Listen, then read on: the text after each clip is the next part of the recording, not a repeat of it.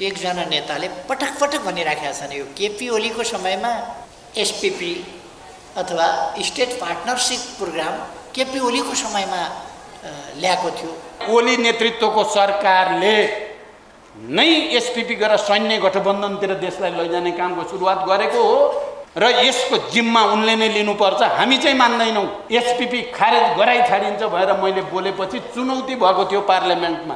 एमालेको एकजना नेताले चुनौती दिन्छु भनेको 3-4 घण्टापछि त प्रमाणै आइदियो। त्यसपछि त्यो चुनौती पनि खतम भयो। एसपीपीलाई खारेज गराउनेमा नेतृत्वको भूमिका पनि हामीले नै खेलेको हो। यो सत्यलाई पनि अन्तर्राष्ट्रिय रूपमा पनि ढाँटिराखेका छन्, राष्ट्रिय रूपमा पनि ढाँटिराखेका छन्। केपी ओलीको समयमा ल्याएको थियो, अहिले मैले भूमिका खेलेर मैले रोकाएँ भनेर। योभन्दा बढ्ता ढाँट कुरो, योभन्दा बढ्ता फट्याङ के हुन्छ? यस गठबन्धनका मान्छेहरू जो एमसीसीमा हुन्छ भनेर हात उठाउनेहरू हुन्, ती सबै यसमा सरिक छन् र जनदबावले गर्दा अहिले स्थगित गरेका हुन्। फेरि पनि अलिकति भेल शान्त हुने बित्तिकै यिनीहरू जाल लिएर, जसरी माझीहरू माछा मार्न पुग्छ नि, भेल शान्त हुने बित्तिकै हो त्यसै गरी यिनीहरू फेरि अर्को जाल लिएर साधन हुनेछ। वास्तवमा गल्ती भयो भने गल्ती भयो भन्दा भइहाल्छ। गल्ती हुनसक्छ, त्यो स्वीकार्न पाइन्छ, सकिन्छ। एमसीसी शेरबहादुर देउवा र पुष्पकमल दाहाल भएर सम्झौता गर्नुभयो। उहाँहरूले नै पास गर्नुभयो। नेपाली जनतालाई किन गुमराहमा राख्नुभयो? यो राष्ट्रहित विपरीत छ भनेर किन उफ्रिनुभयो, फार्नुभयो? सबभन्दा बढी उफ्रिने त माओवादी थियो। सभामुखकै पद जाने अवस्था भइसक्यो, अनि के गर्ने त एमसीसी पास गर्नु पर्यो भन्नुभयो। राष्ट्रहित विपरीत छ, यो देशद्रोही कुरा हो। राष्ट्रहित विपरीत छ, कुनै हालतमा हुन सक्दैन, यहाँ धुलो उड्छ, के हुन्छ आदि इत्यादि बचाउनुभयो। अनि के यो सभामुखको पदसँग साट्ने कुरा हो? एसपीपी दुईटा कुरा। एउटा, अहिले जुन ड्राफ्ट बाहिर आयो जो बहुत खतरनाक छ, त्यो ड्राफ्ट अहिले नयाँ ड्राफ्ट हो। यस्तो ड्राफ्ट पहिले आएको थिएन र यस्तो ड्राफ्टमाथि कुनै विचार विमर्श भएको थिएन। यस्तो ड्राफ्टको सम्बन्धमा कसैले पत्र लेखेका थिएन पहिले। यो ड्राफ्ट नयाँ ड्राफ्ट हो, यो घातक छ। यो 72 साल असोज 3 गते संविधान जारी भयो। असोज 3 गते संविधान जारी भयो। असोज 6 गते त्यसबेला सुशील कोइरालाजी प्रधानमन्त्री पनि हुनुहुन्थ्यो, रक्षा मन्त्री पनि हुनुहुन्थ्यो। उहाँले रक्षा मन्त्रीको हिसाबले यो एसपीपी अथवा स्टेट पार्टनरशिप प्रोग्रामको अङ्ग बन्न नेपाल तयार छ, इच्छुक छ भन्ने निर्णय गर्नुभयो। अहिले कार्तिक 10 गतेको ठेगाना दिइएको छ। तर म तपाईहरुको एउटा ध्यान के आकर्षित गर्न चाहन्छु भने म सरकारलाई अहिले पनि ओरिजिनल पत्र देखाऊ भन्छु। म प्रधानमन्त्री हुनभन्दा अगाडिको पत्र हुन सक्छ। चलानी नम्बरमा 85 पनि हातले लेखेको छ, पहिलेको हटाएर, र पठाएको मितिमा पनि 27 अक्टोबर लेखेको छ हातले। सबै टाइप छ। त्यो पछि हातले किन लेख्नु पर्यो भने त्यहाँ टिपेस लगाएर त्यसलाई मेटेर हातले लेखिएको स्पष्ट हुन्छ। हातले नलेखेको पत्र निकाल्न म सरकारलाई भन्न चाहन्छु। हातले नलेखेको कहिलेको मितिमा पठाएको थियो त्यो ल्याऊ। यो छली काम अहिलेको सरकारले यति कमजोर। यदि मेरै समयमा म प्रधानमन्त्री हुँदा भएको भए पनि त्यो गलत छ र त्यो मेरो जानकारी बिना भएको छ।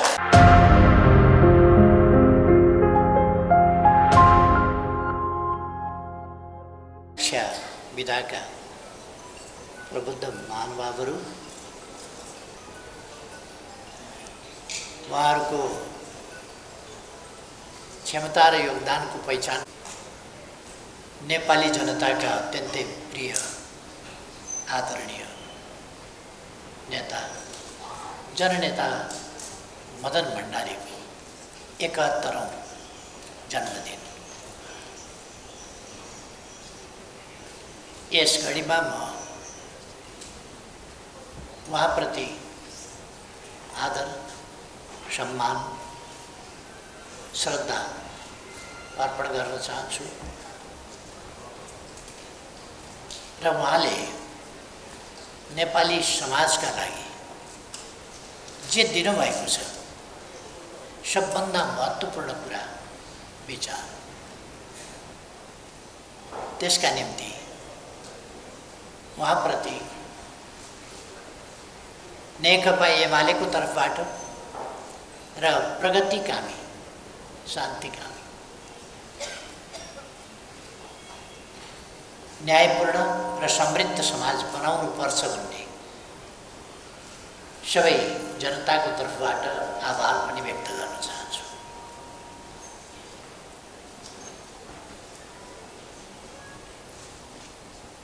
आज यस सन्दर्भमा हामीले अलिकति विचार गोष्ठी जस्तो पनि राखेका छौँ र सम्मानित गर्ने कार्यक्रम मार्फत कृषि र शिक्षा क्षेत्रका महत्त्वपूर्ण पक्षहरूमा प्रकाश पनि पार्ने काम भएको छ। सँगसँगै कार्यक्रमलाई हामीले उल्लासमय, जागरणयुक्त र सङ्कल्पयुक्त बनाउने पनि काम गरेका छौँ। यी सबै पक्षको म तारिफ गर्न चाहन्छु, प्रशंसा गर्न चाहन्छु। फेरि एकपल्ट म सम्मानित हुने राईज्यू जसले कृषि क्षेत्रमा मैले दोहोऱ्याइरहनु पर्दैन के गर्नुभएको छ, किन गर्नुभएको छ र त्यो उहाँले गरिरहेको काम के हो भन्ने कुरा उहाँ आफैले बताइसक्नु भएको छ। मैले फेरि त्यसमा दोहोऱ्याएर जानु पर्ला जस्तो लाग्दैन। उहाँले गरिरहेको काम र त्यस काम मार्फत उहाँले देखाउनु भएको बाटो, उहाँले पुर्याउनु भएको योगदान अत्यन्तै प्रशंसनीय छ। त्यसको म प्रशंसा गर्न चाहन्छु, कदर गर्न चाहन्छु। आफूले सम्मान प्राप्त गरेको सन्दर्भमा उहाँले जुन विचारहरू व्यक्त गर्नुभएको छ, मैले धेरै गोष्ठीहरूमा यति संक्षिप्त ढङ्गले यति गहन विचारहरू कृषि क्षेत्रको सन्दर्भमा, कृषिको आधुनिकीकरण सम्बन्धमा विद्वत वर्गबाट पनि कम सुनेको छु। जुन अत्यन्त छोटकरीमा यति महत्त्वपूर्ण कुराहरूतर्फ उहाँले हाम्रो ध्यान आकर्षित गर्नुभएको छ, त्यो असाधारण छ। उहाँले सुरुमा बोल्न त त्यति आउँदैन, गल्ती भयो भने क्षमा गर्नु है भन्नुभएको थियो। मैले हो कि क्या हो तरानको राई सोझो सोझै हुन्छ होला भन्नु।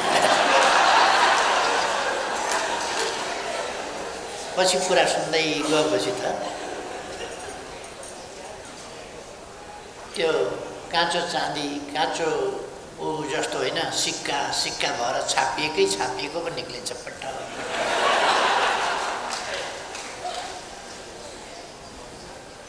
जे होस्, उहाँका हरेक शब्दहरू छापिएका सिक्का झैँ थिए र ती बजारमा चल्ने खालका थिए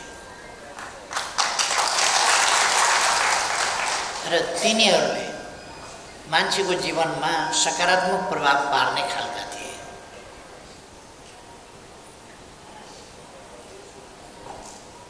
यस विषयमा अरू धेरै नभनिकन म उहाँलाई बधाई भन्न चाहन्छु, शुभकामना।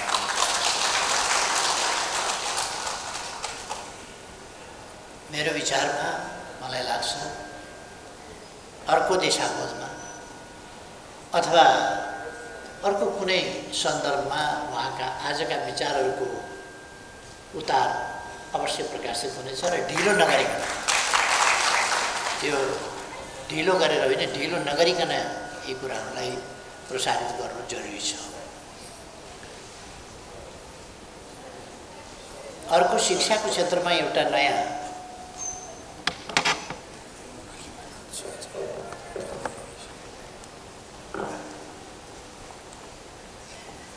शिक्षाको क्षेत्रमा प्रेरणा स्कुल साँच्चैको एउटा प्रेरणाको रूपमा रहेको हामीले सुन्यौँ, पायौँ। यस सन्दर्भमा म चालिसेज्यूलाई गरेको सम्मान उपयुक्त ठाउँमा उपयुक्त पात्रले प्राप्त गर्नुभएको छ भन्ने ठान्छु र उहाँलाई बधाई भन्न चाहन्छु, उहाँको कामको प्रशंसा गर्न चाहन्छु। उहाँको प्रेरणा परिवार वास्तवमा एउटा नयाँ केही काम नयाँ ढङ्गले गर्ने त्यो उत्साह, त्यो आत्मविश्वास र केही गरौँ देशका लागि भन्ने भावना त्यसभित्र देखिन्छ। शिक्षाको ज्योति कुनै हिसाबले, कुनै कारणले निश्चित समयावधिभित्र, निश्चित उमेरभित्र प्राप्त गर्नबाट वञ्चित भइयो भने पनि ढिलो भएको हुँदैन। त्यसकारण ढिलो भयो भनिए पनि ढिलो भएको हुँदैन र त्यसलाई फेरि प्राप्त गर्ने कोसिस गर्नुपर्छ। त्यसका निम्ति महिला दिदीबहिनीहरूलाई प्रेरणा दिने, जागरुक बनाउने र त्यसको प्रतिफलको पनि उहाँले व्याख्या गर्नुभयो। यो ठाउँमा यस्ता यस्ता ठाउँमा पनि हाम्रा उत्पादनहरू पुगेका छन् है, हाम्रो उत्पादनले राम्रो बजार पाएको छ भन्ने कुरा उहाँले विभिन्न कार्यालयहरू, विभिन्न ठाउँहरूमा आफ्ना विद्यालयका विद्यार्थीहरू आज कहाँ कहाँ पुगेका छन् या कुन कुन हैसियत प्राप्त गरेका छन्, के सफलता प्राप्त गरेका छन् भन्ने कुरा पनि उहाँले बताउनु। म यस्ता प्रेरणादायी काम गर्ने समाजका व्यवहारिक रूपमा समाजको परिवर्तनका लागि नेतृत्व गर्ने नेतृत्वदायी व्यक्तिहरूको मुक्त कण्ठले प्रशंसा गर्न चाहन्छु।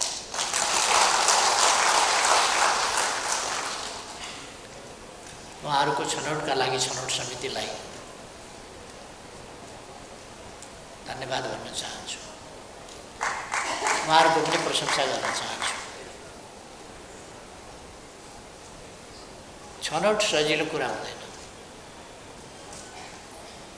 धेरै जटिल कुरा हो छनौट। किन उहाँहरू दुईजनाले मात्रै काम गर्नुभएको छ भन्ने होइन, कृषि क्षेत्रमा पनि कृष्ण राईजीले मात्रै काम गर्नुभएको छ भन्ने होइन, अरू पनि थुप्रैले गरे होला। त्यसमध्ये छनौट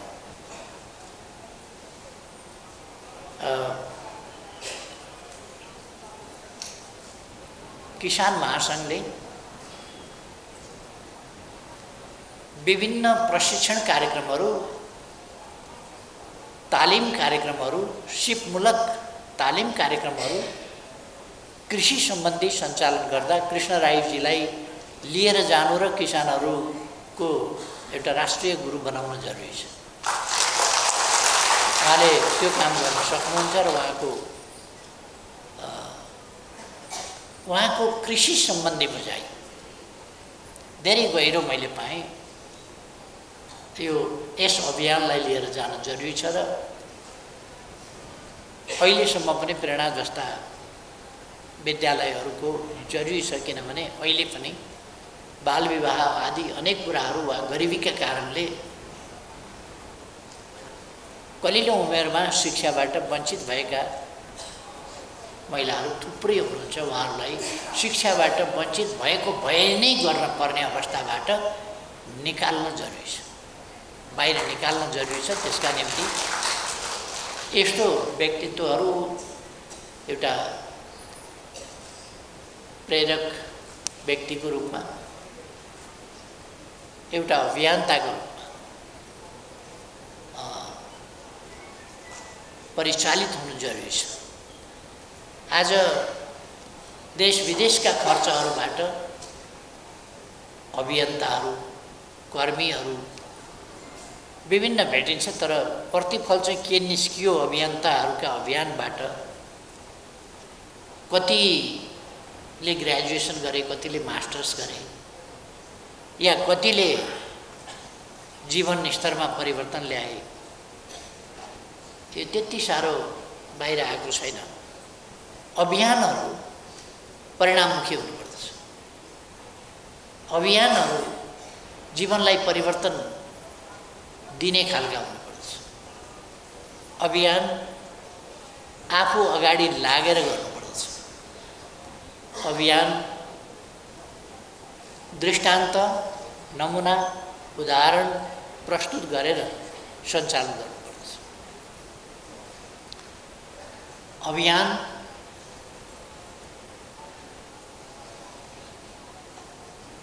नवीनता उन्मुख, परिवर्तन उन्मुख, रूपान्तरण उन्मुख हुनुपर्दछ।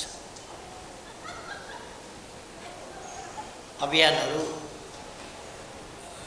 खाली सैद्धान्तिक अभियान त्यस्ता कुराहरूको मात्रै अर्थ हुँदैन र अभियान रचनात्मक हुनुपर्छ, सृजनात्मक हुनुपर्दछ र तिनले सकारात्मक प्रतिफल दिनुपर्दछ समाजलाई।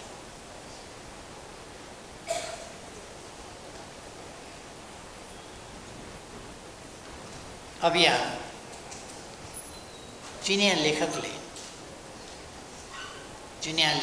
लुसियनले एउटा निबन्ध लेख्नुभएको छ। निबन्ध भन्दा त्यसलाई कथा भने हुन्छ। नोराले घर छोडेपछि के भयो? एकजना कुनै विद्वानले लेखेका हुन्छन्,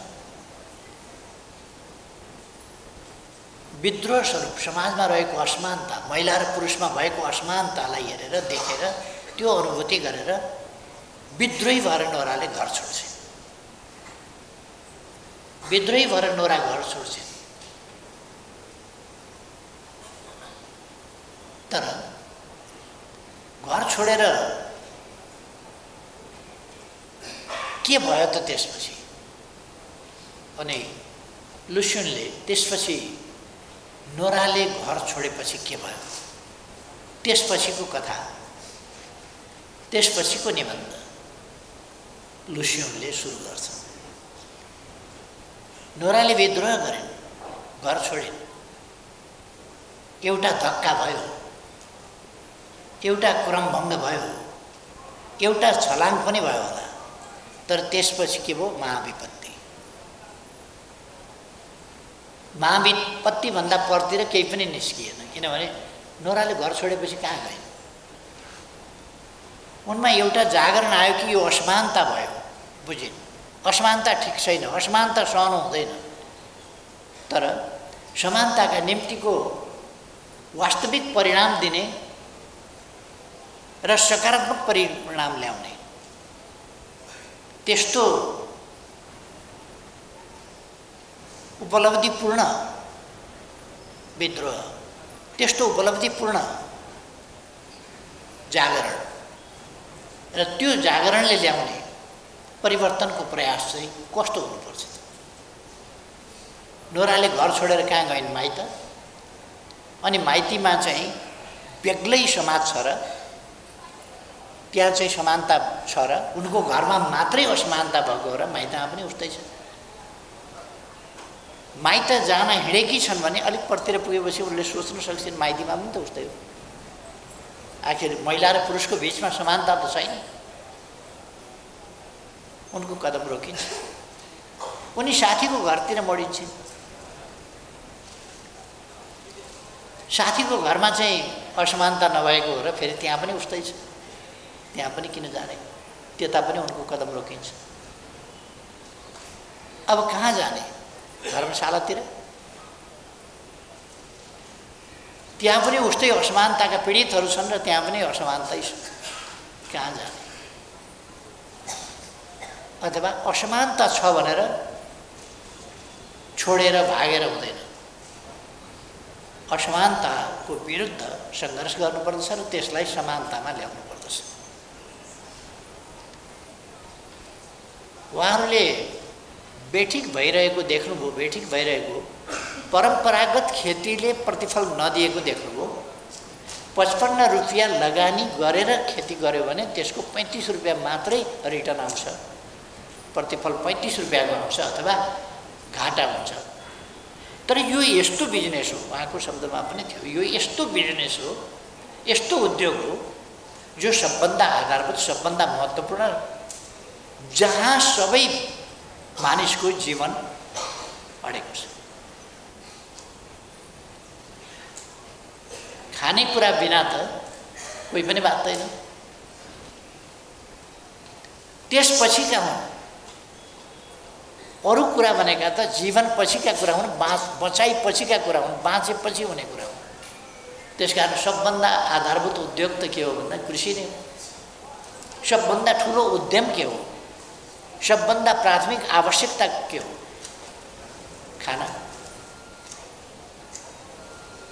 तसर्थ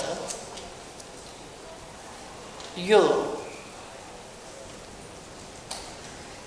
उहाँले भागेर हिँड्नु भयो भने त्यसमा परिवर्तन ल्याउँछ, अथवा उहाँको काम र उहाँका विचारहरूमा म परिवर्तनको सन्देश देख्छु, दृढताको सन्देश देख्छु, अठोट देख्छु त्यसभित्र। र यसलाई आधुनिकतामा लानुपर्दछ। आधुनिकता भनेको केमिकल फर्टिलाइजर होइन है। केमिकल फर्टिलाइजरले डिभास्टेसनतिर लान्छ। मान्छे बिमारी भयो भन्नुभयो नि, म आफै पनि बिमारी हुन थालेँ, त्यसका अनेक दुष्परिणाम देखिए। सबभन्दा पहिलो दुष्परिणाम माटोमा पर्छ। पहिले माटो बिरामी हुन्छ, अनि बिरामी माटोले बिरामी खानेकुराहरू पैदा गर्छ, अनि माटो मर्छ। जब माटो मृत्युतिर लाग्यो त्यसपछि उत्पादन घट्दै घट्दै गयो। उहाँले उत्पादन घट्दै गएको कुराहरू सुनाउनुभयो। त्यो भनेको माटो बिमारी भएर मृत्युको बाटोतिर लाग्यो। माटो जीवित हुन्छ, त्यसभित्र ब्याक्टेरिया हुन्छन्, त्यसभित्र गडौलाहरू बसिया हुन्छन्, त्यसभित्र अरू चिज हुन्छन्, किनभने त्यो जीवित हुन्छ। यदि माटो जीवित भएन भने मृत भइसकेपछि कसैले केही उत्पादन गर्न सक्दैन। रिप्रोडक्सनका लागि जीवन चाहिन्छ, जीवित हुनुपर्छ। मृत भइसकेपछि अर्कै प्रक्रिया सुरु हुन्छ त्यहाँ। त्यो जीवनको निरन्तरताको या त्यसको रूपान्तरण वा हस्तान्तरणको प्रक्रिया हुँदैन, त्यसले दिने प्रोडक्सनको हुँदैन, अर्को प्रक्रिया सुरु हुन्छ। जे होस्, यो आधुनिकीकरणसँग सम्बन्धित छ। अथवा यहाँ नोराले घर छोडिनन्, नोरालाई घर छोड्ने प्रेरणा दिँदैनन्, नोराले घर छोड्ने होइन। नोरा सङ्घर्ष गर्छिन्, परिवर्तन ल्याउँछिन्, घरमा परिवर्तन ल्याउँछिन्, समाजमा परिवर्तन ल्याउँछिन्, र दिशाहीन विद्रोह होइन, आदर्शहीन गन्तव्यहीन विद्रोह होइन। जननेता मदन भण्डारीले जनताको बहुदलीय जनवाद प्रतिपादन गर्नु, यसो ध्यान गरेर चिन्तन गरेर कसो गर्दा यी मनुवाहरूको कल्याण होला भनेर होइन। यो विचार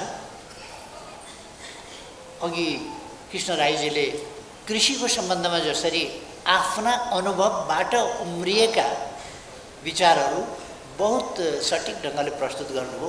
सङ्घर्षको मैदानबाट उहाँले सङ्घर्षका क्रममा 25 वर्षका सङ्घर्षका क्रममा उहाँले निकालेका निष्कर्षहरू हामीलाई सुनाउनु। मदन भण्डारीले आफू आफ्ना सङ्घर्ष, आफ्ना भोगाइहरू, सङ्घर्षका क्रममा आफूले भोगेका कुराहरू र सङ्घर्ष केका लागि के थियो कार्यक्षेत्र भन्दा देश थियो कार्यक्षेत्र। एउटा विधा एउटा विषय मात्रै होइन, सम्पूर्ण देश थियो कार्यक्षेत्र। आफ्नो देशको पहिलो कुरो प्रोफाइल, मदन भण्डारीले पहिले देशको सामान्यतया एउटा प्रोफाइल तयार गर्नु कि मेरो देश कहाँनिर छ, कस्तो छ, भूगोल कस्तो छ, जनसङ्ख्या कस्तो छ, समस्या के छन्, त्यसको डायग्नोसिस गर्नुभयो, समस्याहरू के छन्, त्यसको निदान गर्नुभयो, समस्याहरूको अवस्था के छ समग्रतामा, त्यसको एउटा चित्र बनाउनु, समस्याका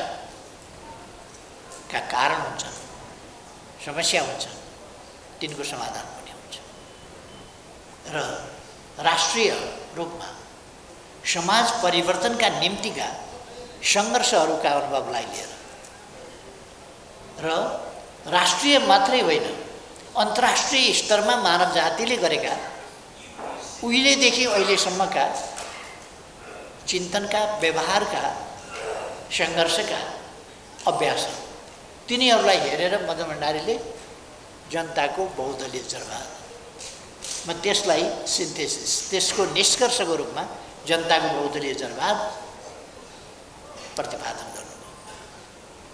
अर्थात् भनौँ उहाँको अगुवाईमा नेकपा एमाले जनताको बहुदलीय जनवादको प्रतिपादन गर्यो। यो व्यवहारबाट पृथक रहेर होइन, व्यवहारबाट, सङ्घर्षबाट पृथक रहेर होइन, सङ्घर्षबाट। कतिपय मान्छेहरू व्यवहारबाट आफूलाई अलग राखेर चिन्तक हुन खोज्छन्। जुन विषयको चिन्तन हो त्यस व्यवहारसँग त्यसलाई गाँसिएन भने त्यो चिन्तन सतही चिन्तन हुन्छ, अव्यवहारिक चिन्तन हुन्छ र त्यो चिन्तन चाहिँ न व्यवहारमा प्रयोग हुन सक्छ, न त्यसले व्यवहारलाई परिपक्व बनाउँदै लान सक्छ, न व्यवहारको त्यो मार्गदर्शक हुन सक्छ, केही पनि हुन सक्दैन। मदन भण्डारीले वर्ग सङ्घर्षको क्रममा यो सिलसिला, विचार निर्माणको सिलसिला, अगाडि बढ्ने सिलसिला, सङ्घर्षबाट निस्किने निष्कर्षहरूको सिलसिला उस्तै उस्तै हुन्छ। आफ्ना र अरूका पनि विचार, व्यवहार, प्रयास, सङ्घर्षहरूको विश्लेषण गरेर त्यसका निष्कर्षहरू निकाल्ने जननेता मदन भण्डारीले पनि त्यही चिज गर्नु र जनताको बहुदलीय जनवाद भनेर निकाल्नु।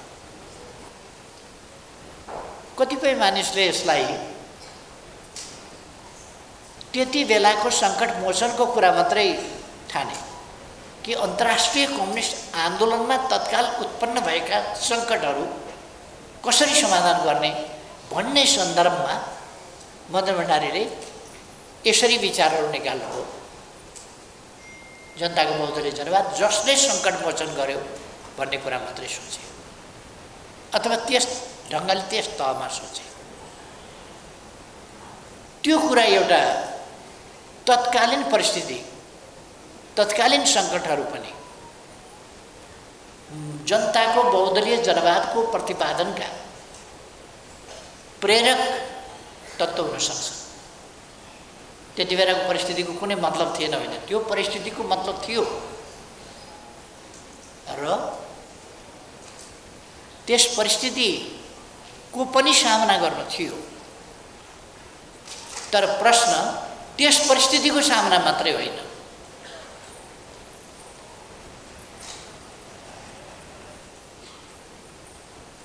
कम्युनिस्ट आन्दोलनलाई बनेको सामाजिक न्याय र समानता सहितको समृद्धिको, विज्ञान प्रविधिको उन्नतिको, तिनीहरूको सदुपयोगको र तिनीहरूलाई ती सबै चिजलाई अधिकार, अवसर, शान्ति, सम्मान विज्ञान प्रविधिले पुर्याएका अथवा हासिल गरेका उपलब्धिहरू, ती सबै उपलब्धिहरूको सबै मानवसम्म पहुँच अथवा तिनको उपलब्धता, यो चिज जरुरी थियो। हाम्रा प्रयासहरू त्यसका निम्ति हो। त्यसका निम्ति एकछिनको मात्रै विषय होइन, एक ठाउँको मात्रै प्रश्न होइन, त्यो सार्वभौम ढङ्गले राष्ट्रिय परिप्रेक्ष्यमा अथवा अन्तर्राष्ट्रिय परिप्रेक्ष्यमा विचारहरू अगाडि सारिन्छन्, प्रतिपादित हुन्छन्, कार्यान्वयन हुन्छन् र सही छन् भने, व्यवहारको क्रममा निस्किएका सही निष्कर्ष हुन् भने ती सफलताका साथ अगाडि बढ्छन्। यदि सही निष्कर्ष होइनन् भने ती सफलताका साथ अगाडि बढ्न सक्दैन। त्यसो भएर सफलताका साथ अगाडि बढाउने सन्दर्भमा यसरी राष्ट्रिय र अन्तर्राष्ट्रिय सामाजिक परिवर्तनका रूपान्तरणका प्रयासहरूको विश्लेषण गरेर जननेता मदन भण्डारीले जनताको बहुदलीय जनवादको प्रतिपादन गर्नुभयो अथवा प्रतिपादनको अगुवाई गर्नुभयो। यसको कार्यक्षेत्र खास गरी हामी जनताको बहुदलीय जनवाद विश्वव्यापी रूपमा लागू गर्न सक्दैनौँ। हामी लागू गर्न सक्दैनौँ। म जनताको बहुदलीय जनवाद कहाँ लागू हुन्छ कहाँ लागू हुँदैन भन्दिनँ, तर हामीले चाहिँ नेपालमा लागू गर्न सक्छौँ, अन्यत्र गएर लागू गर्न सक्दैनौँ। अन्यत्रकाले यदि यसको सहीपना र यसको सफलताको अवश्य भावितालाई बुझे भने यो वा त्यो प्रकारले कार्यान्वयन गर्न सक्छ। तर हामी आफै गएर अन्यत्र कार्यक्षेत्र बनाउन सक्दैनौँ, अन्यत्र लागू गर्न सक्दैनौँ। हामीले लागू गर्ने नेपालमा हाम्रो कार्यक्षेत्र, आफ्नो कार्यक्षेत्र, आफ्नो कार्यकाल स्वाभाविक रूपमा निश्चित निर्धारित हुन्छ। हाम्रो कार्यक्षेत्र र हाम्रो समय हामी भविष्यसम्मको पनि ठेक्का लिन सक्दैनौँ। कसरी जान्छ आउँदो पुस्ताले गर्ने हो। हाम्रो समय आज हो, आजको समयमा हाम्रो कार्यक्षेत्र हाम्रो देश हो। यस देशमा हामी कार्यान्वयन गर्न सक्छौँ र हामी त्यसै गरी कार्यान्वयन गर्दै पनि छौँ। जनताको बहुदलीय जनवाद अरू देशमा गएर, अरू महादेशहरूमा गएर, अरू परिस्थितिमा हामी कार्यान्वयन गर्न सक्छौँ। अरू समयमा पनि हामी हुँदैनौँ, हामी कार्यान्वयन गर्न सक्दैनौँ। आजको समयमा यस देशमा हामी कार्यान्वयन गर्न सक्छौँ र हामीले कार्यान्वयन गर्नुपर्दछ, किनभने यो विचार सही छ। जनताको बहुदलीय जनवाद प्रतिपादन हुँदा यो जबजको सिद्धान्त, यो विचार अगाडि सरेपछि नेपालमा के परिवर्तन आयो हामीले देखेका छौँ। वास्तवमा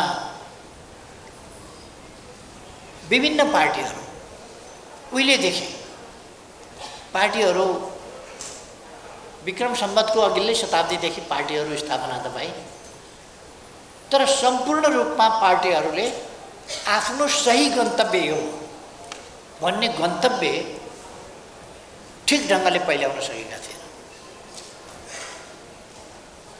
र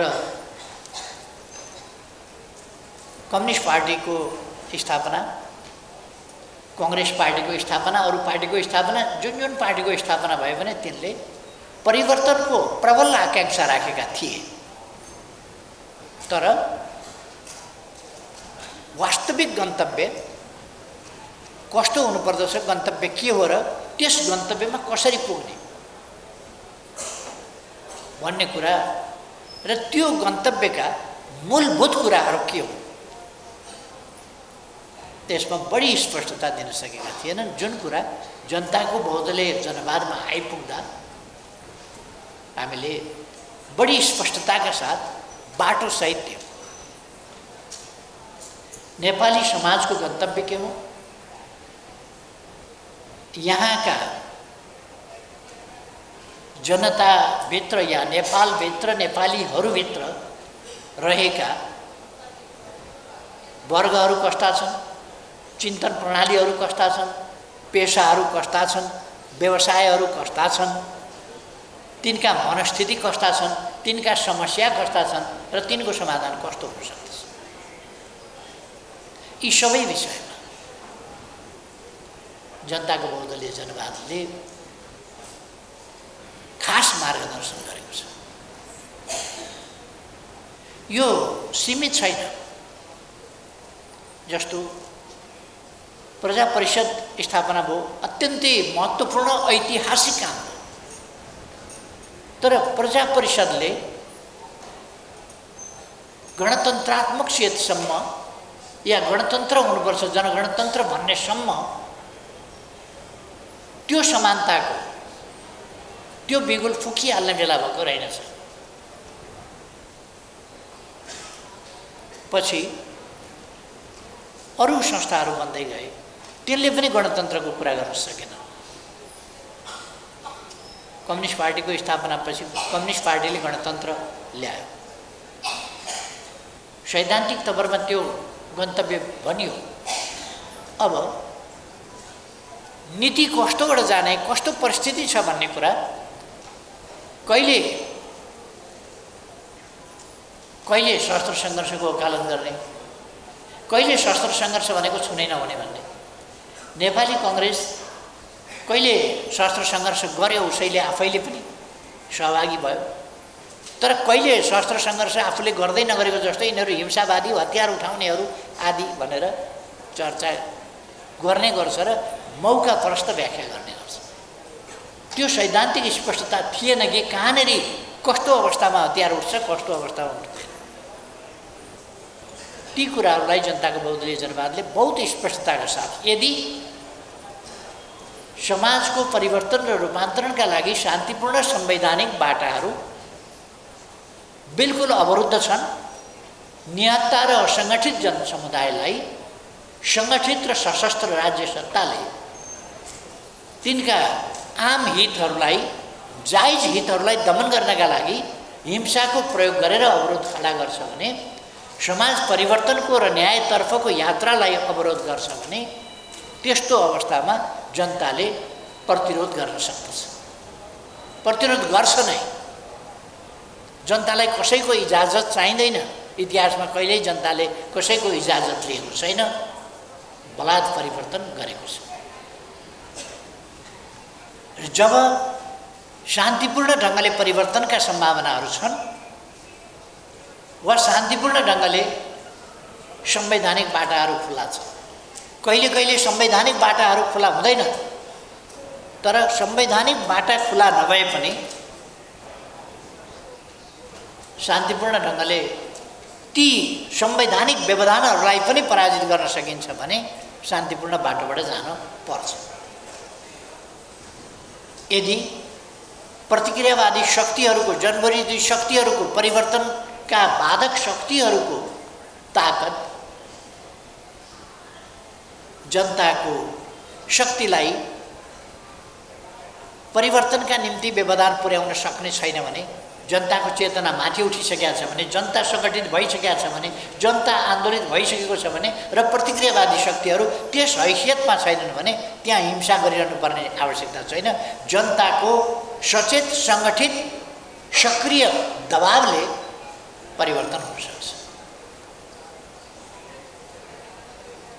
महात्मा गान्धीको शान्तिको सिद्धान्त त्यस कुरामा आधारित थियो र नेकपा मालेले शान्तिपूर्ण बाटो लिँदाको सिद्धान्त पनि त्यसै कुरामा आधारित थियो, यही व्याख्यामा आधारित थियो। र सामाजिक परिवर्तनका निम्ति जनताको बहुदलीय जनवादले अगाडि सारेको सिद्धान्त त्यो पनि यसैमा आधारित थियो। जनताको बहुदलीय जनवादले राष्ट्रियता सम्बन्धी बडो स्पष्टता, दृढता र सक्रियता, त्यसै गरेर लोकतन्त्रको सम्बन्धमा स्पष्टता के हो लोकतन्त्र भनेको आफू शासनमा हुने मात्रै लोकतन्त्र होइन। लोकतन्त्र भनेको एउटा प्रणाली हो। लोकतन्त्र भनेको प्रणालीको लोकतान्त्रिक ढङ्गले सुसञ्चालन हो।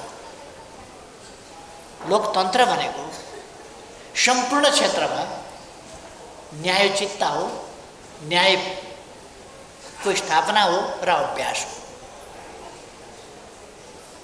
न्याय भन्नाले यसभित्र समानता पनि पर्छ। सबै प्रकारका असमानताको अन्त्य र समानताको स्थापना, न्यायभित्र त्यो चिज पनि पर्छ। र लोकतन्त्र भनेको सामान्य रूपमा भन्ने हो भने व्यक्तिदेखि लिएर समाजको जीवन पद्धति हो। लोकतन्त्र भनेको खालि दल खोल्न पाउने कुरा होइन, प्रतिस्पर्धा गर्न पाउने कुरा होइन र प्रतिस्पर्धाका नाउँमा जसरी पनि जित्नै पर्छ छोडौँ अरू कुरा होइन। जसरी पनि होइन, न्यायोचित ढङ्गले जित्नुपर्छ, न्यायोचित ढङ्गले प्रतिस्पर्धा हुनुपर्छ। किन प्रतिस्पर्धा हुन्छ नै। प्रश्न दार्शनिक हिसाबले पनि प्रतिस्पर्धा, यो वनस्पतिमा पनि प्रतिस्पर्धा हुन्छ, अरूमा पनि प्रतिस्पर्धा हुन्छ,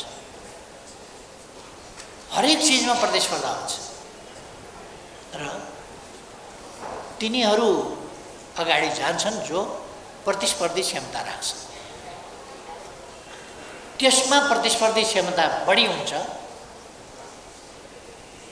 सामाजिक हिसाबले भन्ने हो भने त्यसमा प्रतिस्पर्धी क्षमता बढी हुन्छ जसमा न्यायोचितता हुन्छ। तर न्याय भन्ने बित्तिकै असङ्गठित र निष्क्रिय न्यायको प्रार्थना निरर्थक हुन्छ। न्याय सङ्गठित र सक्रिय दबावबाट सिर्जना हुन्छ। न्याय प्रार्थनाबाट प्राप्त हुने चिज होइन। यदि प्रार्थनाबाट मात्रै न्याय प्राप्त हुन्थ्यो भने समाज परिवर्तनका निम्तिका सङ्घर्षहरू गर्नुपर्ने नै थिएनन्। त्यसकारण सचेत प्रयास, सङ्गठित प्रयास र योजनाबद्ध प्रयास परिवर्तनका सफलताका शर्तहरू, जसबाट मात्रै हामी न्यायपूर्ण लोकतान्त्रिक समाज स्थापना गर्न सक्छौँ। शान्ति मानव समाजका निम्ति, मानव समाजमा अशान्ति कहाँबाट आउँछ भन्दा मानव समाजको विकृतिबाट अशान्ति पैदा हुन्छ। अशान्ति भनेको मानव समाजभित्र आएको विकृति हो। मानव समाजमा जब न्याय छोडिन्छ, जब स्वार्थलाई बढी महत्त्व दिइन्छ, जब आफ्नो स्वार्थ सब कुछ हो, अरूका हितहरू केही होइनन्, अरूको न्यायोचित हित पनि केही होइन, आफ्नो स्वार्थ पुरा भएपछि पुगो जसरी होस् भन्ने मूल्य मान्यतामा गएपछि शान्ति खम्बलिन्छ।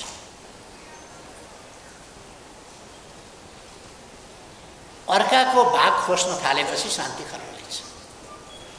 अर्काको भागमा लोभ गर्न थालेपछि शान्ति खम्बलिन्छ।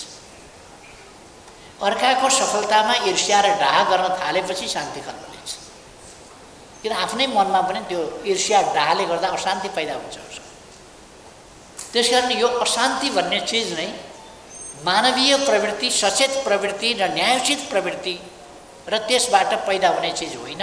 अशान्ति भनेको मानवीय इच्छाबाट होइन। मानवीय इच्छा जब विकृत हुन्छ,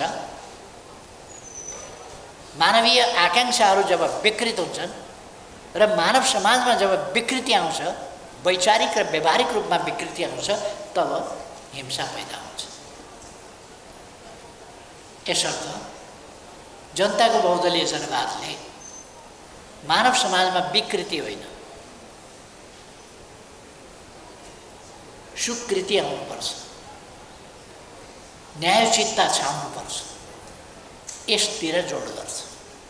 यसका निम्ति सुशासन, राज्यको उपयुक्त ढङ्गको परिचालन। सुशासन भनेको राज्यको उपयुक्त परिचालन अर्थात् राजनीतिको सही ढङ्गको परिचालन। राजनीतिको सही परिचालन भएपछि सुशासन हुन्छ, भ्रष्टाचार हुँदैन, शान्ति सुव्यवस्था हुन्छ, कानुनको राज हुन्छ, सबैप्रति न्याय हुन्छ। तब राज्यको समुचित परिचालन भयो। त्यो जनताप्रति उत्तरदायी हुन्छ, जनताको सेवाका लागि राज्य हुन्छ र राज्यका सञ्चालकहरूले आफूलाई मालिक होइन जनताको सेवक ठान्छ। त्यो सुशासन हुन्छ। हामीले जनताको बहुदलीय जनवाद भनेर किन भनिराखेका छौँ भने जनताको बहुदलीय जनवादले सुशासनको पक्ष पोषण गर्दछ। सुशासन हुनुपर्दछ समाजमा भन्छ। अथवा राजनीति ठिक ढङ्गले चलाइनुपर्छ है। राजनीति बेइमानी, छलछाम, धोका, राजनीति प्रचार कुप्रचार, मान्छेमा भ्रम फिजाउने, अल्मल्याउने, मान्छेलाई गुमराह गर्ने, गलत सूचना दिने, गलत सूचनाबाट गलत बाटोमा मान्छेलाई धकेल्ने कुराहरू राजनीति र राजनीतिका अस्त्र हुनु हुँदैन। सुशिक्षा, सुचेतना, सुसूचना यस्ता कुराहरूबाट मानिसलाई सचेत बनाउनु पर्दछ र सचेत मानव एउटा सभ्यताको मार्गमा अगाडि जान्छ। हामी त्यस बाटोमा जानुपर्छ। यस हिसाबले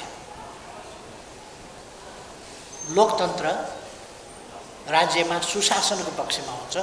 राजनीति ठिक ढङ्गले चल्नुपर्दछ र सरकार, सत्ता, राज्य लोकतान्त्रिक वा ठिक ढङ्गले चल्नुपर्दछ, न्यायोचित ढङ्गले चल्नुपर्दछ।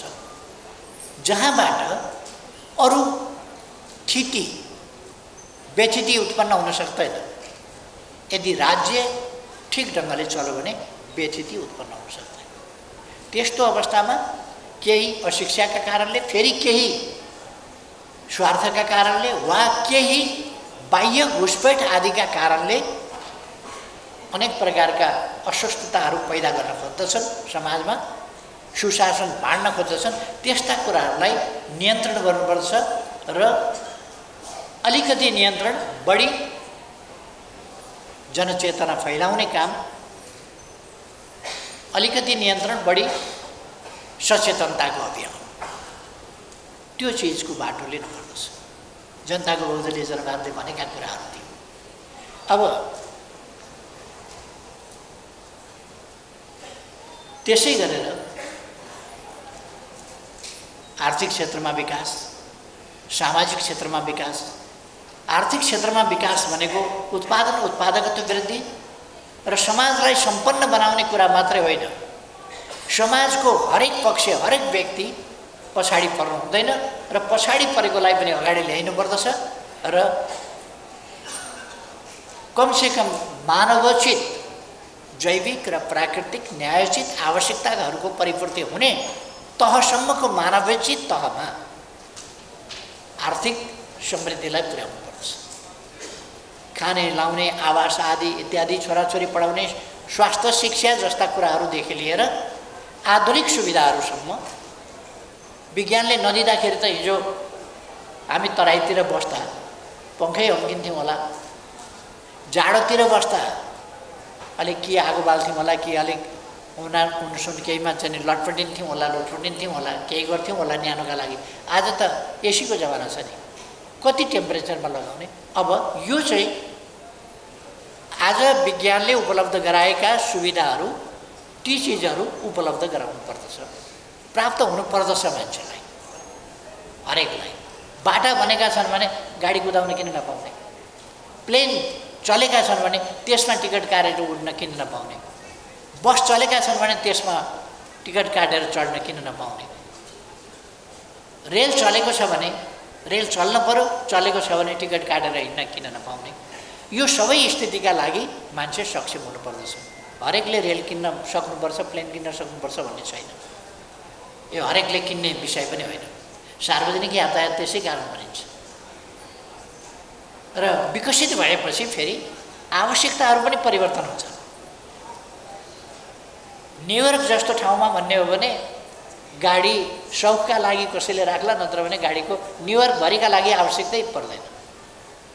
हरेक 2 मिनट हिँड्दाखेरि रेलको स्टेसन छ, त्यहाँ गएपछि हरेक कुनामा सबभन्दा छिटो पुगिन्छ, न ट्राफिक न केही, कुनै झमेला केही पनि छैन।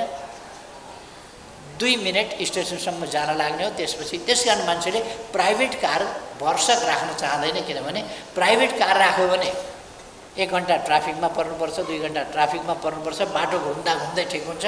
रेलले सुट्ट एकैछिनमा पुर्याउँछ, अत्यन्त सस्तोमा पुर्याउँछ, न दुर्घटनाको सम्भावना न केही, कतै ठोकिएला भन्नु पनि छैन, केही पनि छैन। त्यसो भएर आवश्यकता परिवर्तन हुँदै जाँदो रहेछ। गाडी किन्दैन मान्छे, रेलबाट यात्रा गर्छ। अर्थात् मानवीय आवश्यकता, मैले भने अघि नै जैविक आवश्यकता र मानवीय आवश्यकताको न्यायोचित परिपूर्ति हुने स्थिति र आर्थिक उन्नति, यसका निम्ति अरू विभिन्न पक्षहरू मैले भनिरहनु परेन। पूर्वाधारका विकास, विद्युतका विकास, सञ्चारका विकास आदि इत्यादि, आइटी क्षेत्र, यो सबै भनिरहनु परेन। मानवीय र जैविक आवश्यकताको परिपूर्ति गर्ने गरीका विकासका कुराहरू र यो विकासको वितरण, उपलब्धिको वितरण पनि समुचित ढङ्गको वितरण सहितको सामाजिक व्यवस्था नै जनताको बहुदलीय जनवाद हो, जसलाई हामीले समाजवाद भन्ने गरेका छौँ। आज हामीले समाजवाद उन्मुख भन्ने गरेका छौँ। कतिपय मान्छेहरूले भन्छन् नबुझेर, जनताको बहुदलीय जनवादले समाजवादको परिकल्पनै गरेका छैन भनेर। कमसेकम जब यसो बुझ्न खोजे हुन्थ्यो, पढ्न खोजे हुन्थ्यो, 1 घन्टा समय निकाल्यो भनेदेखि त त्यति कुरा बुझ्नका लागि त 1 घन्टाको अध्ययन काफी हुन्छ क्या। जबको एउटा मात्रै 5औं महाधिवेशनले पारित गरेको कार्यक्रम भनेर जे पारित गरेको थियो जनताको बहुदलीय जनवाद भनेर, त्यति मात्रै पढ्यो भने समाजवादमा कसरी पढ्ने? यसले फेरि मानिस रहन्जेलसम्म यसैले मार्गदर्शन गरिरहन्छ भन्दैन, त्यसको परिमार्जन हुन्छ। तर समाजवादसम्म कसरी पुग्ने, समाजवादको प्रारम्भिक चरणसम्म कसरी पुग्ने, अहिलेको मौजुदा स्थितिबाट समाजवादसम्म कसरी पुग्ने भन्ने कुरा चाहिँ देखाएको छ। यसरी जनताको बहुदलीय जनवादले समाजको सामाजिक न्याय र समानता, सामाजिक उत्थान, अन्धविश्वासहरूबाट वैज्ञानिक चेतना मान्छेमा आउनु पर्यो र असमानतालाई स्वतः स्वीकार्ने खालका दास मनोवृत्तिबाट मान्छे समानताको चेतना, प्रतिस्पर्धाको चेतना, मानवीय मूल्य, महत्ता, गरिमाको चेतना त्यो आउनु पर्यो। अहिले पनि कतिपय मान्छेलाई के छ भने जनताका छोराछोरी पनि राष्ट्रपति हुने कसरी मान्न सकिन्छ? जनताका छोराछोरी, अब त यहाँ त के भनेदेखि पल्ला घरको दमाईको छोरो पनि, दमाईकी छोरी पनि पो राष्ट्रपति हुने खतरा पैदा भयो, कसरी मान्ने भन्ने खालका छन्। अनि एउटा कुलीन घरानाको जन्मिँदैखेरि जस्तोसुकै होस् राजा हुने परिपाटी स्वीकार्ने, घराना चाहिने, कुल चाहिने, तर जनताका छोराछोरी हुन नहुने, लुटेर स्थापना गरेको राज्य, लुटेर स्थापना गरेको लुटको राज्य, लुटको सत्ता मान्य हुने, पूजनीय हुने, प्रतिस्पर्धाबाट जनता आएको कुरा, मानवीय महत्ता र गरिमालाई स्वीकार्य नहुने, यस्तो चेतना पनि अहिलेसम्म हाम्रो समाजमा छ। यस चेतनालाई, यो पछौटे चेतनालाई हामी वैज्ञानिक चेतना या सामाजिक चेतना भन्न सक्दैनौँ। यो समाजवादी चेतना होइन, यो सामन्ती चेतना, पछौटे चेतना हो। यस्ता कुराहरूको अभियन्ता जनताको बहुदलीय जनवाद वैचारिक अभियन्ता हो। जनताको बहुदलीय जनवाद लिएर हामी त्यस्ता कुराहरूको विरुद्धमा सचेतना अभियानमा अगाडि जान पर्छ र समाजलाई परिवर्तन गर्न सकिन्छ। अब राष्ट्रियताको सवालमा मैले अघि भने, हुन त यो राष्ट्रियताको सवाललाई मान्छेले यस्तो सस्तो बनाएका छन्, एकजना नेताले पटक पटक भनिराखेका छन्, यो केपी ओलीको समयमा एसपीपी अथवा स्टेट पार्टनरसिप प्रोग्राम केपी ओलीको समयमा ल्याएको थियो। अन्तर्राष्ट्रिय रूपमा पनि ढाँटिराखेका छन्, राष्ट्रिय रूपमा पनि ढाँटिराखेका छन्। केपी ओलीको समयमा ल्याएको थियो, अहिले मैले भूमिका खेलेर मैले रोकाएँ भनेर। योभन्दा बढ्ता ढाँट कुरो, योभन्दा बढ्ता फट्याङ के हुन्छ? वास्तवमा गल्ती भयो भने गल्ती भयो भन्दा भइहाल्छ। गल्ती हुनसक्छ, त्यो स्वीकार्न पाइन्छ, सकिन्छ। एसपीपीको बारेमा म साथीहरूलाई प्रसङ्गवश कुरा आइहाल्नु राष्ट्रियताको सवालमा। राष्ट्रियता भन्ने चिज तमासा गर्ने चिज, हाउभाउ गर्ने चिज, नखरा पार्ने चिज, अभिनय गर्ने चिज, झुक्क्याउने चिज, धोका दिने चिज होइन। राष्ट्रियता भनेको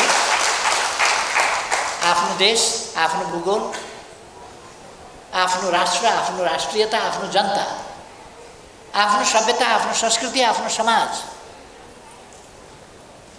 भूगोलदेखि समाजसम्मका सम्पूर्ण पक्षहरूको समग्र हितमा तलमाथि पर्न नपाओस्, त्यसको अस्तित्वको रक्षादेखि लिएर हितको रक्षा सुरक्षासम्मका सबै कुराहरू हुन पाउन् भन्ने कुरा हो।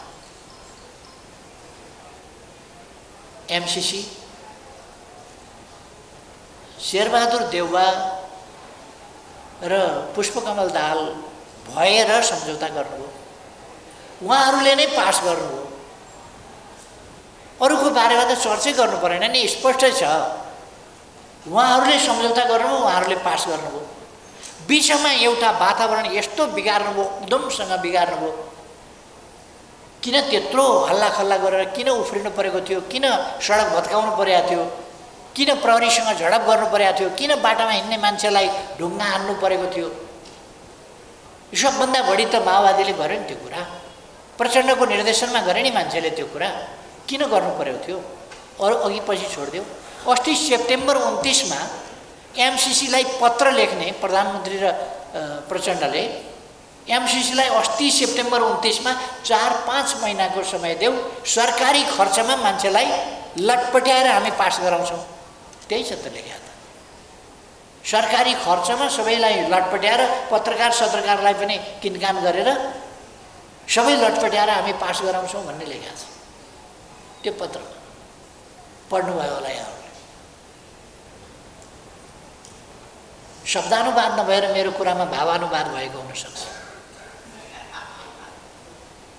तर कुरा यही हो। अनि अर्कोतिर पास हुँदै हुन्न भनेर उहाँहरूले अन्तर्राष्ट्रिय तवरमा पनि झुट बोलेर आउनुभयो, दोहोरो भूमिका खेलेर आउनुभयो र अन्तिममा मैले पहिलेदेखि भनेको थिएँ तपाईँहरूले अघिल्लो पङ्क्तिमा बसेर हुन्छ हुन्छ भनेर हात उठाएर कराउनुहुनेछ, पास गर्नुहुनेछ। किन तपाईँहरूको कुरै त्यही हो। अनि सेप्टेम्बर 29मा लेख्या छ 5 महिना। 5 महिना पुग्न एक दिन अगाडि 28 फरवरीका दिन उहाँहरूले पास गर्नुभयो। त्यो त तय थियो त। 5 महिना उहाँहरूले मागेको समय 5 महिना। 5 महिनामा उहाँहरूले भने जस्तो वातावरण बनेन होला। लाचार भएर पास गर्नु अथवा लाचार देखिएर पास गर्नु अथवा जनतालाई धोका दिएर पास गर्नु। नेपाली जनतालाई किन गुमराहमा राख्नुभयो? यो राष्ट्रहित विपरीत छ भनेर किन उफ्रिनुभयो, फार्नुभयो? सबभन्दा बढी उफ्रिने त माओवादी थियो।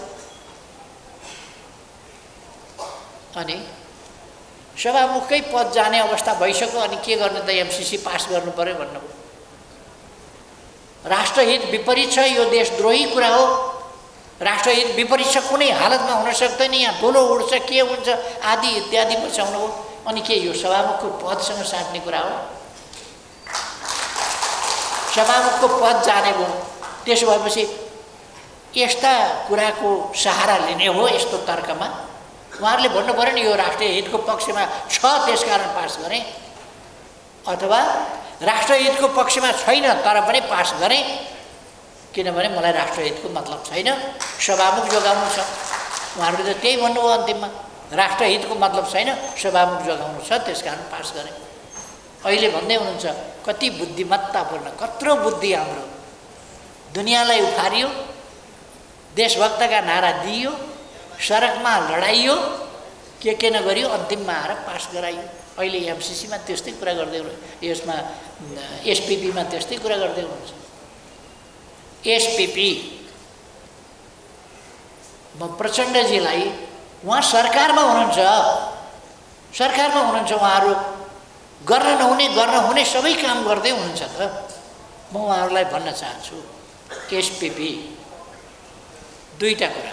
एउटा, अहिले जुन ड्राफ्ट बाहिर आयो जो बहुत खतरनाक छ, त्यो ड्राफ्ट अहिले नयाँ ड्राफ्ट हो। यस्तो ड्राफ्ट पहिले आएको थिएन र यस्तो ड्राफ्टमाथि कुनै विचार विमर्श भएको थिएन। यस्तो ड्राफ्टको सम्बन्धमा कसैले पत्र लेखेका थिएन पहिले। यो ड्राफ्ट नयाँ ड्राफ्ट हो, यो घातक छ। जनताले आवाज उठाएपछि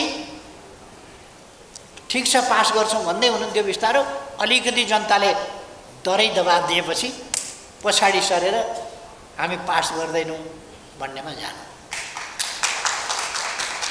अनि भन्नुहुन्छ हामीले गर्दा, हामी सरकारमा थियौँ र अनि यो ड्राफ्ट चाहिँ कसले ल्यायो त? हामीले दिया हो त मलाई यो ड्राफ्ट?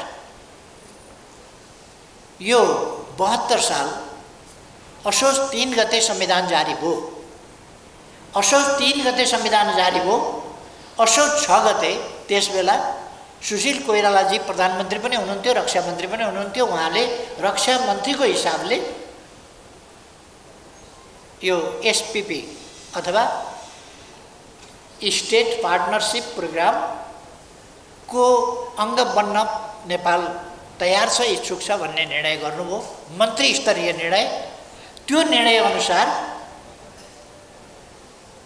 13 गते यो संविधान जारी भएको 3 दिनमा 6 गते उहाँले मन्त्री स्तरीय निर्णय गर्नुभयो।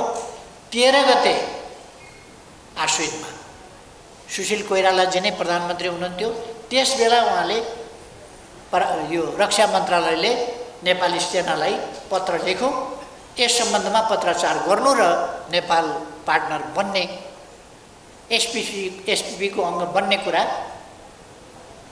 अगाडि बढाउनु, पत्रचार गर्नु भनेर मन्त्रालयले लेख्यो। त्यसपछि म प्रधानमन्त्री भएँ असोज 25 गते र कुनै सरसल्लाह, कुनै जानकारी केही पनि नभइकन पहिलेकै आदेश अनुसार अहिले कार्तिक 10 गतेको ठेगाना दिइएको छ। तर म तपाईहरुको एउटा ध्यान के आकर्षित गर्न चाहन्छु भने म सरकारलाई अहिले पनि ओरिजिनल पत्र देखाऊ भन्छु। म प्रधानमन्त्री हुनभन्दा अगाडिको पत्र हुन सक्छ। चलानी नम्बरमा 85 पनि हातले लेखेको छ, पहिलेको हटाएर, र पठाएको मितिमा पनि 27 अक्टोबर लेखेको छ हातले।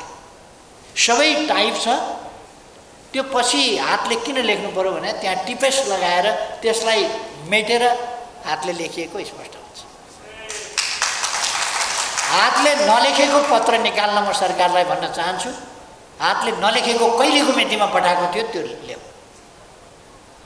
यदि त्यसै मितिमा पनि थियो भने राजेन्द्र बहादुर छेत्री त्यति बेलाका प्रधान सेनापति जीवितै हुनुहुन्छ नि त, अमेरिका हुनुहुन्छ, उहाँसँग सोधे हुन्छ नि त। उहाँले त्यति बेलाको रक्षा मन्त्री प्रधानमन्त्रीलाई बताउनु भएको थियो कि थिएन? नेपाली सेनाले बतायो कि बताएन? त्यो बताएको भए सेनाले पत्राचार गर्ने कुरा त्यस बेलाको सरकारले रोक्थ्यो। सेनाले एम्बेसीलाई लेख्ने कुरा रोक्थ्यो। यो विधि सम्मतै भएन, त्यो रोक्थ्यो। तर यो कुराको जानकारी भएन।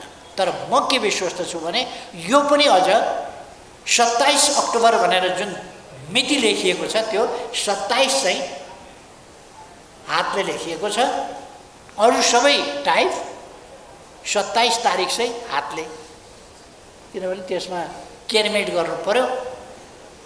त्यो मेटाएर अनि 27 तारिक लेखिया छ। किनभने अहिले केपी ओलीलाई मुच्नका लागि आज लेखिएको हो त्यो 27, अहिले लेखिएको हो त्यो 27। चलानी नम्बर पहिलेको फेरेर 85 कसरी भयो त? हातले किन लेख्नु पर्यो 85? सबै लाइनमा छ, बिचको 85 चाहिँ फेरिया छ, सबै लाइनमा टाइप गरिया छ। अनि चलानी नम्बर सबै टाइप गर्दाखेरि बिचको 85 चाहिँ कसरी हातले लेख्नु पर्यो त? यो छली काम अहिलेको सरकारले यति कमजोर। यदि मेरै समयमा म प्रधानमन्त्री हुँदा भएको भए पनि त्यो गलत छ र त्यो मेरो जानकारी बिना भएको छ, त्यो प्रधान सेनापतिलाई सोधे हुन्छ। र अहिले निर्वाचन आयोगका आयुक्त ईश्वरी पौडेल, उहाँको नाम ईश्वरी पौडेल नै होला, उहाँले केपी ओलीको पालना भनेर निकै काङ्ग्रेसी पल्टिन खोज्नुभयो। उहाँ सत्ता पक्षीय पल्टिन खोज्नुभयो। उहाँ रक्षा मन्त्री हुनुहुन्थ्यो, उहाँले केपी ओलीलाई बताएको थिएँ भन्ने, उहाँले केपी ओलीलाई भेट्नुभयो, केपी ओली हेडक्वार्टर गयो, केपी ओलीलाई पत्रचार गरेर सोध्नुभयो, पहिले यस्तो थियो भन्नुभयो या मौखिक रिपोर्ट गर्नुभयो। अहिले मौखिक बयानबाजी गर्नुहुन्छ, केपी ओलीलाई भनेको थिएँ भनेर, झुटो कुरा हो त्यो। र मलाई दुःख के लाग्यो भने एउटा निर्वाचन आयुक्त जस्तो मान्छे आज झुटको गवाही, यस्तो झुटको गवाहलाई बङ्गाली भाषामा एकराली भन्छ। एकराली बस्न जानुभयो उहाँ, झुटको साक्षी, पोला, त्यस्तो बस्न जानुभयो। त्यो उहाँले बताएको कुरो प्रमाणित गर्नुहोस्, पत्र लेखेको कुरो प्रमाणित गर्नुहोस्। केपी ओलीको समयमा केपी ओलीले प्रधानमन्त्री वा रक्षा मन्त्री भएर कुनै हस्ताक्षर गरेको प्रमाणित गर्नुहोस्, कुनै निर्णय गरेको प्रमाणित गर्नुहोस्। त्यो कसैले सक्ने भएको छैन। र त्यसपछि प्रचण्ड प्रधानमन्त्री हुनुहुन्थ्यो, मलाई सरकारबाट हटाएपछि यो पत्र वास्तवमा म प्रधानमन्त्री नहुँदै एम्बेसीमा पठाइएको हो। एम्बेसीले सत्य बोलोस् भन्ने म चाहन्छु, अमेरिकन एम्बेसीले सत्य बोलोस्। नत्र भने चलानी नम्बर किन हातले लेखियो मेटेर? तिथि मिति पठाएको 27 अक्टोबर भनेर 27 को अङ्क किन हातले लेखियो? अब यसमा अहिले आएर जालसाजी गरिएको छ।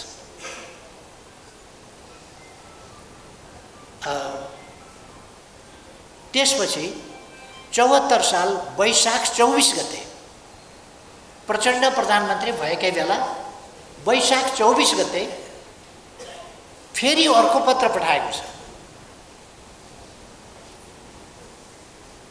कसलाई?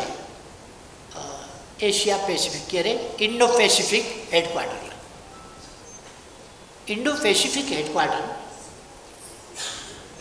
पहिले त अमेरिकी सरकारसँग भनेको थियो, इन्डो पेसिफिक हेडक्वार्टरलाई पठाएको छ। र शेरबहादुरजी प्रधानमन्त्री भएपछि फेरि किन जवाफ आएन भनेर 74 साल माघ 16 कि 21 गते 74 साल माघमा फेरि पत्र पठाइएको छ। चुनाव मङ्सिरमा भयो, चुनाव काङ्ग्रेसले हारिसक्यो, त्यति बेलाको चुनावी तालमेलले जितिसक्यो, एमाले अगाडि आइसक्यो, एमालेको नेतृत्वमा सरकार बन्ने भइसक्यो। त्यस्तो अवस्थामा अनि उहाँहरूले किन पत्रचार गर्नुभयो त? इन्डो पेसिफिकसँग पत्रचार गर्नुभयो। त्यसको जवाफ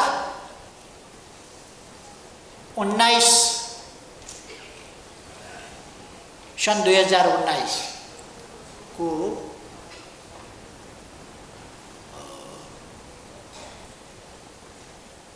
सायद मैले अलिकति डेट बिर्सेँ अहिले, अक्टोबर हुनसक्छ कि अथवा कुनै डेटमा 19 को डेटमा इन्डो पेसिफिकले एउटा रिपोर्ट निकाल्यो।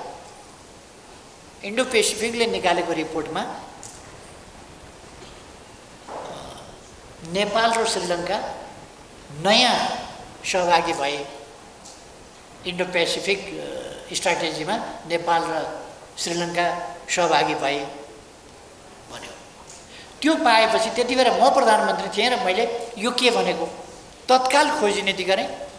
तत्काल परराष्ट्र सचिवको नेतृत्वमा परराष्ट्र सचिव, रक्षा सचिव र गृह सचिव राखेर एउटा समिति बनाएँ र त्यस समितिले यो गलत कुरा हो, यसलाई चाहिँ स्टप गर्नुपर्छ, यो गलत ढङ्गले अगाडि बढेको रहेछ भनेर स्टप गरियो। यो स्टप गरियो, त्यो मेरो समयमा स्टप गरियो। यो स्टप भइसकेको कुरा हो।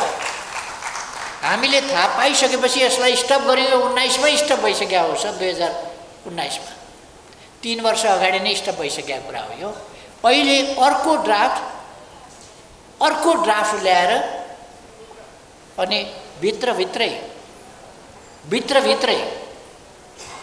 नेपालको परराष्ट्र नीति, असंलग्नता, तटस्थता यी सबै कुराहरूलाई लत्याएर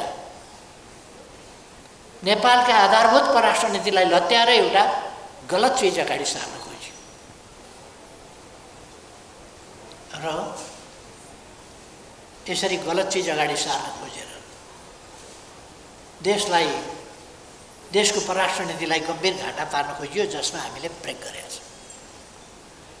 त्यसलाई अहिले रद्द गरेका छौँ। तर खतरा सधैँ छ यो गठबन्धन। यस गठबन्धनका मान्छेहरू जो एमसीसीमा हुन्छ भनेर हात उठाउनेहरू हुन्, ती सबै यसमा सरिक छन् र जनदबावले गर्दा अहिले स्थगित गरेका हुन्। फेरि पनि अलिकति भेल शान्त हुने बित्तिकै यिनीहरू जाल लिएर, जसरी माझीहरू माछा मार्न पुग्छ नि, भेल शान्त हुने बित्तिकै हो त्यसै गरी यिनीहरू फेरि अर्को जाल लिएर साधन हुनेछ। जनताको बहुदलीय जनवाद यस्तो छलछाप, यस्तो टिकडम, राष्ट्रियताप्रति यस्तो खेलवाड अन्तमा कहिले काटिने, सुस्तामा कहिले साटिने खालको काम गर्दैन जनताको बहुदलीय जनवाद। जो अघि हाम्रो कलाकारले गाउनु त्यो काम जनताको बहुदलीय जनवादले गर्दैन। जनताको बहुदलीय जनवाद राष्ट्रियतालाई वास्तवमा सर्वोपरि विषय मान्दछ। राष्ट्रिय हितलाई, राष्ट्र छ हामी छौँ, नेपाल छ हामी छौँ, नेपाल छ नेपाली छौँ, नेपालको सार्वभौम सत्ता छ हामी छौँ, नेपालको स्वाधीनता छ, स्वतन्त्रता छ हामी छौँ, नेपालको भौगोलिक अखण्डता छ।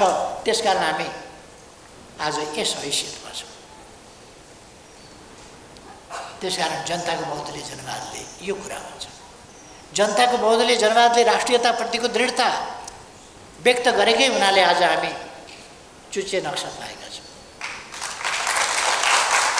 जनताको बहुदलीय जनवादले देखाएको मार्गदर्शन, त्यो टर्चले त्यो भूभाग, हाम्रो नक्सा, हाम्रो भूमि जनताको बहुदलीय जनवादको टर्चले देखायो, जहाँ हामीले आफ्नो नक्सा बनायौँ, संविधानको अङ्ग बनायौँ।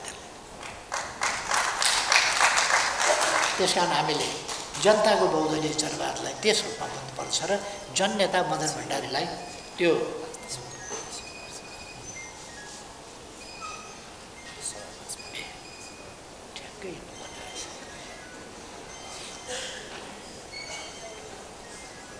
त्यसकारण हामीले जनताको बहुदलीय जनवादलाई सुविचारित ढङ्गले विश्लेषणसहित, अध्ययनसहित, तुलनात्मक अध्ययनसहित हिजोका अनुभव, आजको स्थिति, त्यसको समाधान र भविष्यका उज्जवल सम्भावनाहरूतर्फको आकलन, यी सबै कुराहरूलाई हेरेर तय गरिएको चिज हो जनताको बहुदलीय जनवाद, जो जननेता मदन भण्डारीको अगुवाईमा भएको थियो। यसरी जननेता मदन भण्डारी एउटा युगद्रष्टा हुनुहुन्थ्यो। जननेता मदन भण्डारीको वैचारिक र व्यवहारिक सामर्थ्य हामी उहाँ भदौ 46 साल भदौ 14 गते महासचिव छानिनुभयो। 14 गते महासचिव छानिएर आएपछि मङ्सिर पुससम्ममा हामीले वाम मोर्चा बनाइसक्यौँ, कङ्ग्रेससँग संयुक्त आन्दोलनका लागि तालमेल गऱ्यौँ र आन्दोलन पनि एक ढङ्गले सुरु भयो। फागुन 7 गतेदेखि नेपाली कङ्ग्रेस जो कहिल्यै पनि तयारै थिएन वामपन्थीहरूसँग मिल्न, उसलाई पनि सम्झाएर, खास गरी यस प्रसङ्गमा म गणेश मानजीलाई धन्यवाद भन्न चाहन्छु। नेपाली कङ्ग्रेस अलिकति नाक फलाउँछ होला गणेश मानजी भन्दा। गणेश मानजीलाई नेपाली कङ्ग्रेसले, गणेश मानजी वास्तवमा चाहिँ अब काङ्ग्रेस भएर सारा जिन्दगी बिताउनु हो। न सुरुमा काङ्ग्रेस हुनुहुन्थ्यो, न अन्तिममा काङ्ग्रेस रहनु। सिङ्गै जिन्दगी काङ्ग्रेसले उहाँको खायो। सुरुमा उहाँ काङ्ग्रेस होइन, अन्तिममा काङ्ग्रेस छोडेर काङ्ग्रेसभन्दा पृथक रहनुभयो, अथवा काङ्ग्रेसले उहाँको एक्सप्लोइटेसन मात्रै गर्यो। अहिले म त्यतापट्टि नजाउँ। अब मेरो समय नै सिद्धिएछ। मेरो अर्को मिटिङमा ठ्याक्कै हिँडिहाल्नुपर्ने बेलामा मैले अध्यक्षजीको महत्त्वपूर्ण गरिमामय व्यक्तित्वबाट आउने मन्तव्य भाषण सुन्न नपाउने भए हिँडिहाल्नुपर्ने भयो मलाई। त्यसर्थ म यस प्रसङ्गमा हामी सबैले जनताको बहुदलीय जनवाद जप्ने माला होइन, 78 माला हुन्छ नि, जपिरहने माला होइन, कार्यान्वयन गर्ने सिद्धान्त हो। बिर्सियो भने कार्यान्वयन कसरी गरिन्छ हामीले सम्झिनु त्यस कारण सम्झिँदै, अध्ययन गर्दै, व्यवहारिक ढङ्गले, सृजनात्मक ढङ्गले कार्यान्वयन गर्दै अगाडि बढ्नुपर्छ र त्यसका निम्ति आज हामीले सङ्कल्प गर्नुपर्छ। यो कार्यान्वयन भनेको एउटा राजनीतिको एउटा क्षेत्रमा, अर्को क्षेत्रमा मात्रै हो र शिक्षामा, स्वास्थ्यमा, कृषिमा, उद्योगमा, व्यापारमा, पर्यटनमा, अरू सामाजिक क्षेत्रहरूमा, सामाजिक सेवाका क्षेत्रहरूमा, विज्ञान प्रविधिको क्षेत्रमा, वातावरणको क्षेत्रमा, मानवाधिकारका क्षेत्रमा, सामाजिक न्याय र समानताका क्षेत्रमा आदि अनेक क्षेत्रहरूमा, राष्ट्रिय सन्दर्भका र अन्तर्राष्ट्रिय सन्दर्भका क्षेत्रहरूमा यसको कार्यान्वयन गर्नुपर्नेछ। त्यसर्थ हामी यसलाई कार्यान्वयन गर्दै अगाडि बढौँ। फेरि एकपल्ट यस्तो महत्त्वपूर्ण कार्यक्रम, यो ज्ञानवर्धक छ, महत्त्वपूर्ण छ, सैद्धान्तिक, वैचारिक अनेक हिसाबले, सँगसँगै यो काम गर्नेहरूको प्रशंसा गरेर प्रेरित, प्रोत्साहित गर्ने पनि छ। मलाई लाग्छ प्रति लिटर यतिका दरले दिएदेखि चाहिँ हामी उत्साहित हुन्थ्यौँ भन्नुभयो नि। यो त प्रति लिटर 10 रुपियाँभन्दा बढी दिए जस्तो छ नि यो सम्मान त। यसले त पक्कै पनि कृष्ण राईजीलाई प्रति लिटर 10 रुपियाँभन्दा बढी उत्साहित गरेको छ, बढी प्रेरित गरेको छ। त्यसैले यो कार्यक्रमको आयोजनाका लागि, यस्तो छनौटका लागि, सबै कुराका लागि म साथीहरूलाई धन्यवाद भन्न चाहन्छु। मदन भण्डारी फाउन्डेसनलाई धन्यवाद र अध्यक्षज्यूलाई धन्यवाद। यति बेर मेरो कुरा चाहिँ धैर्यताका साथ डिस्टर्ब नगरिकन सुनिदिनु भयो। लामो भयो पनि भन्नु भएन। सबै साथीहरू पनि धैर्यताका साथ सुन्नुभयो। यसका